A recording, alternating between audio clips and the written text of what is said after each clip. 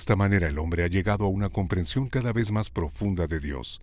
Este proceso se llama revelación. Un evento clave en la historia de la revelación ocurrió hace 4000 años aproximadamente. En esa época un hombre llamado Abraham vivió en Harán. Harán se encuentra en lo que hoy es el sudeste de Turquía. No solo había casas en Harán, estacionamientos y centros comerciales,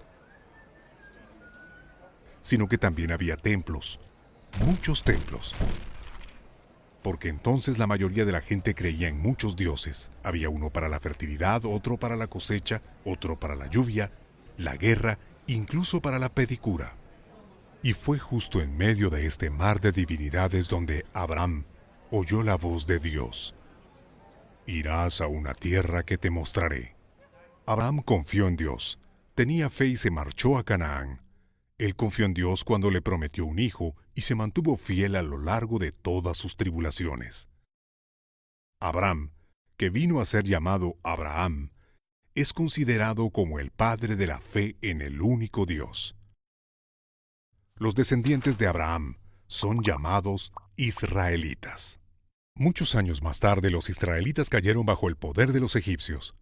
Comenzó un nuevo capítulo y entonces tuvo lugar la conocida historia de Moisés.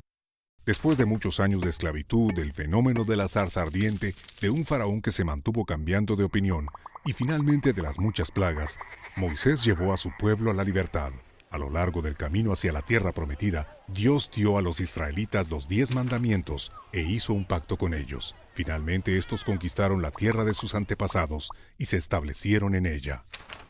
Y así pasaron luego años y años. Entonces los israelitas exigieron a un rey y les fue otorgado Saúl. Su infeliz gobierno fue sucedido por David. Bajo el reinado de David y aquel de su hijo Salomón, Israel experimentó un período de prosperidad. El templo de Jerusalén fue construido en ese tiempo. Después el reinado se deshizo e Israel se convirtió en el peón de sus poderosos vecinos. Primero fueron los asirios y luego los babilonios, después los persas, los griegos, después de los ptolemeos y seleucidas, y finalmente fueron sometidos al imperio de Roma. Durante todos estos siglos el pueblo de Dios experimentó una historia de montaña rusa que a menudo fue más bien dolorosa. Pero siempre y a pesar de todo, Dios se reveló a sí mismo. Así es la pedagogía divina. Dios habla no solo a través de sus profetas, sino también a través de la historia de su pueblo. Y así el pueblo de Israel lentamente captó quién es Dios. Empezaron a entender que se podía ser esclavo no solo de los egipcios, sino también del pecado, que necesitaban un éxodo de la esclavitud del pecado. Se dieron cuenta de que su tierra prometida solo podía ser un pálido reflejo de la verdadera casa celestial, que a pesar de todos sus esfuerzos, la ley nunca los haría hombres justos, sino solo la acción de Dios. Comprendieron que era necesario un Salvador, un Redentor de la humanidad enviado desde lo alto. Y entonces hace 1000 años, en la plenitud de los tiempos, como es dicho, Dios actuó. No, un poco más a la izquierda. Jesús, el Redentor de la humanidad, nació en Belén. Su venida sucedió de manera diferente a como muchos la habían previsto. No era un guerrero colosal o un superhéroe listo para enfrentarse a los romanos. Predicó paz en medio de la opresión. Luchó contra el odio con amor. Él nos dio la vida por su propia muerte. Para algunos de los israelitas era evidente que con la venida de Jesús todas las promesas de los profetas se habían cumplido, y así llevaron el mensaje de la salvación a los confines de la tierra. Estos fueron luego llamados cristianos, y hoy en día forman parte del grupo más grande de creyentes en la tierra. En fin, esta es una versión breve de la historia de la revelación de Dios.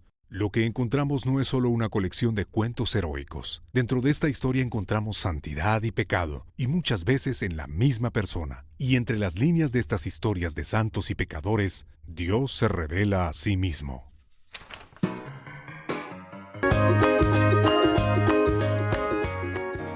A lo largo de la historia, y desde que el hombre comenzó a cuestionarse qué hacemos en este mundo, diversas religiones han existido como una forma de buscar el significado de la vida y la muerte. Ponte a pensar, imagina hace unos 10.000 años a seres racionales sin ningún tipo de conocimiento científico en medio de un mundo hostil donde la búsqueda de la supervivencia es el pan de cada día. Desde aquí es que las religiones fueron convirtiéndose en parte de la identidad de los pueblos, hasta el punto que a medida que las sociedades se formaban en estados organizados, los caciques que se relacionaban directamente con los dioses iban adquiriendo poder político. Si bien existen 5 religiones mayoritarias, cristianismo, islam, hinduismo, budismo y judaísmo, la verdad es que existen varias otras religiones que se practican hasta la actualidad. ¿Te interesa saber sobre algunas de ellas? Dale, entonces quédate hasta el final del video.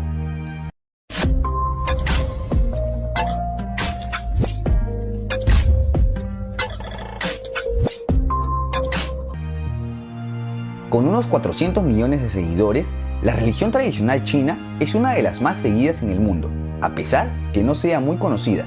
Como su nombre lo indica, su origen se remonta a China, más específicamente ligada a la etnia Han, la predominante en el país.